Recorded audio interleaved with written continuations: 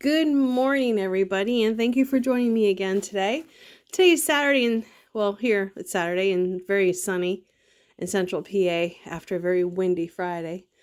A little late because I went for a walk this morning because it's such a gorgeous day. Cold, but gorgeous and sunny and no wind. So I want to take advantage of what was given this morning before things go crazy. So we're going to continue on into Genesis. So our morning prayer: Father, as I read and receive your word, may it deeply be rooted in me, so when difficulty comes, it will be your word that encourages and strengthens me. Chapter 36. Descendants of Esau. This is the history of the descendants of Esau, also known as Edom. Esau married two young women from Canaan, Ada, the daughter of Elon, the Hittite, and Oholibamah, the daughter of Anna and granddaughter of Zibeon the Hivite. Excuse me. He also married his cousin Basmath, who was the daughter of Ishmael and the sister of Nebaioth. Esau and Ada had a son named Eliphaz. Esau and Basmath had a son named Ruel. Esau and Oholibamah had sons named Jeush, Jalam, and Korah. All these sons were born to Esau in the land of Canaan. Then Esau took his wives, children, household servants, cattle, and flocks, all the wealth he had gained in the land of Canaan, and moved away from his brother Jacob. There was not enough land to support them both because of all their cattle and livestock. So Esau, also known as Edom, settled in the hill country of Seir. This is the list of Esau's descendants, the Edomites, who lived in the hill country of Seir. Pardon me.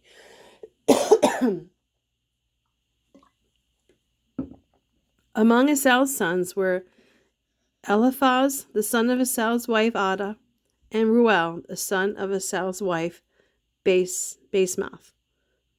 The sons of Eliphaz were Taman, Omar, Zepho, Gatam, and Kenaz. Eliphaz had another son named Amalek, born to Timnah, his concubine. These were all the grandchildren of Esau's wife Ada.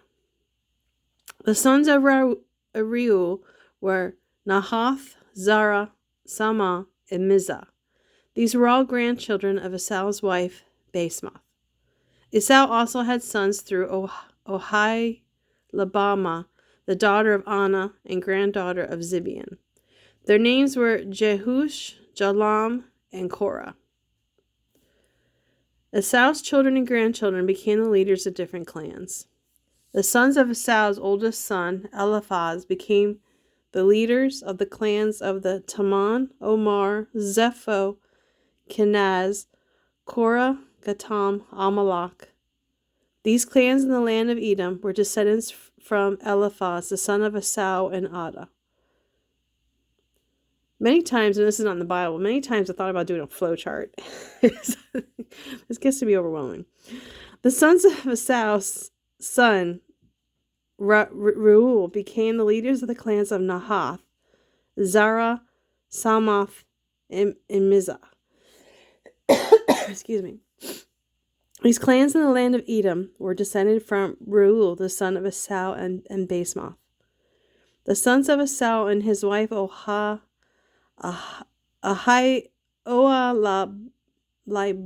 became the leaders of the clans of Jeush, Jalam, and Korah. These are the clans descended from Esau's wife Oholibamah, the daughter of Anna. These are all the clans descended from Esau, also known as Edom. Original peoples of Edom, or Edom.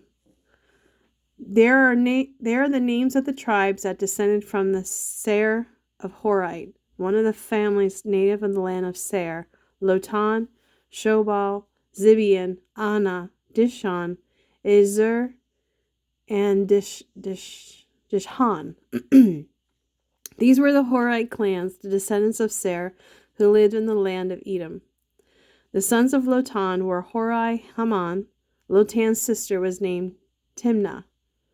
The sons of Shobal were Alvan, Manahath, Ebal, Shepo, and Onam.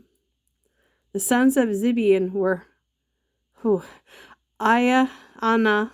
This is the Anna who discovered the hot springs in the wilderness while he was grazing his father's donkeys. The son of Anna was Dishon. Oholibamah was his daughter. The sons of Dishon were Hemdan, Ishban, Ethron, and Karen. The sons of Izur were Bilhan, Zavan, and Akan. The sons of Dishon were Uz and Aran. That I can handle. Wow. So the leaders of the Horrite clans were Lotan, Shobal, Zibeon, Anna, Dishon, Izur, and Dishon. The Horrite clans are named after their clan leaders who lived in the land of Seir. Rulers of Edom. These are the kings who ruled in Edom before there were kings in Israel. Bela, son of Beor, who ruled from his city in Dinhabah. Excuse me. Sorry, dogs and cats. Hysteria sometimes. Let me start over. Rulers of Edom. These are the kings who ruled in Edom before there were kings in Israel. Bela, son of Beor, who ruled from his city of Dinhabah. When Bela died, Jacob, son of Zerah, from Bozrah, became king. When Jobab died, Husham from the land of the Temanites became king. When Husham died, Hadad, son of Bedad, became king and ruled from the city of Avith. He was the one who destroyed the Midianite army in the land of Moab. When Hadad died, Samlah from the city of Masrekah became king. When Samlah died, Shaul from the city of Rehoboth on the Euphrates River became king. When Shaul died, Baal-Hanah, son of Akbar, became king. When Baal-Hanah died, Hadad became king and ruled from the city of Pau. Hadad's wife was Mehetabel, the daughter of Matrad and granddaughter of Mezahab. These are the leaders of the clans of Esau who lived in the places named for them: Timnah, Alva, Jetha, Oholibamah, Elah, Pinon, Kenaz, Taman, Mibzar, Magdiel, and Iran. These are the names of the clans of Esau, the ancestors of their Edomites, each clan giving its name to the areas it occupies. I apologize if that was painful. I'm sorry. I'm getting through it myself. So, chapter 37. Joseph's dreams. So Jacob settled again in the land of Canaan, where his father had lived. This is the history of Jacob's family.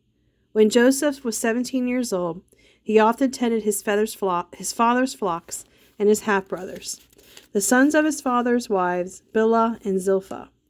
But Joseph reported to his father, some of the bad things his brothers were doing.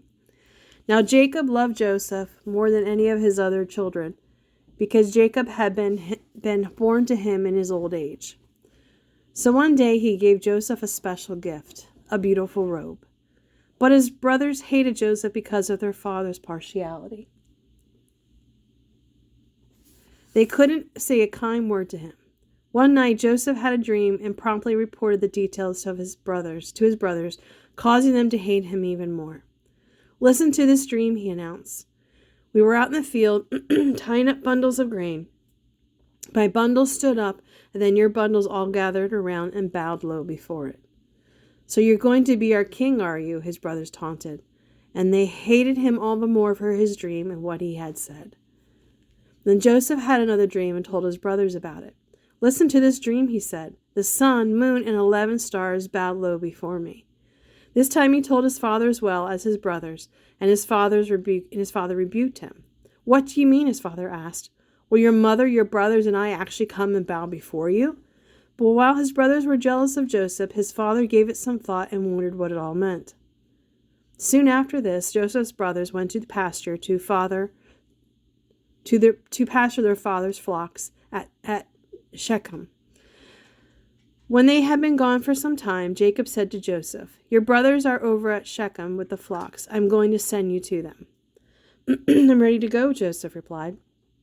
"Go and see how your brothers and the flocks are getting along," Jacob said. "Then come back and bring me word."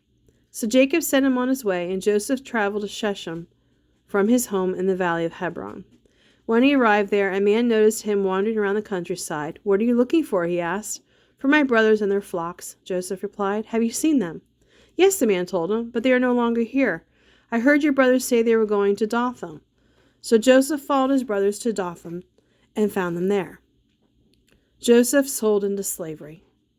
When Joseph's brothers saw him coming, they recognized him in the distance and made plans to kill him. "Here comes the dreamer," they explained. "Come on, let's kill him and throw him into the deep pit. We can tell our father that a wild animal has eaten him. Then we'll see what becomes of all his dreams." But Reuben came to Joseph's rescue. "Let's not kill him," he said. "Why should we shed his blood? Let's throw him alive into this pit here. That way he will die without our having to touch him." Reuben was secretly planning to help Joseph escape, and then he would bring him back to his father. So when Joseph arrived, they pulled off his beautiful robe and threw him into the pit. This pit was normally used to store water, but was empty at the time. Then just as they were sitting down to eat, they noticed a caravan of camels in the distance coming toward them. It was a group of Ishmaelite traders taking spices, balm, myrrh from Gilead to Egypt. Judah said to the others, "What can we gain by killing our brother? That would just give us guilty conscience. Let's sell Joseph to these Ishmaelite traders. Let's not be responsible for his death at all. He is our brother." And his brothers agreed. So when the traders came by, his brothers pulled Joseph out of the pit and sold him for 20 pieces of silver. And then the Ishmaelite traders took him along to Egypt. Sometime later, Reuben returned to get Joseph out of the pit. When he discovered that Joseph was missing, he tore his clothes in anguish and frustration. Then he went back to his brothers and lamented, "The boy is gone. What can I do now?" The Joseph's brothers killed a goat and dipped the robe in his blood. They took the beautiful robe to their father and asked him to identify it. "We found this in the field," they told him. "Is Joseph's robe, isn't it?" The father recognized it at once. "Yes," he said, "it is my son's robe. A wild animal has attacked and eaten him. Surely Joseph has been torn in pieces." Then Jacob tore his clothes and put on sackcloth. He mourned deeply for his son for many days. His family all tried to comfort him, but it was no use. "I will die in mourning for my son," he would say, and they began to weep. Meanwhile in Egypt, the traders sold Joseph to Potiphar, an officer of the Pharaoh, the king of Egypt. Potiphar was a captain of the palace guard. All right, well, thank you for bearing with me today, especially with chapter 36. I hope I didn't make your ears bleed too much. Hopefully it will get better. So thank you very much. Have a wonderful day. Thank you for tuning in. And just remember to bless somebody today. Thank you.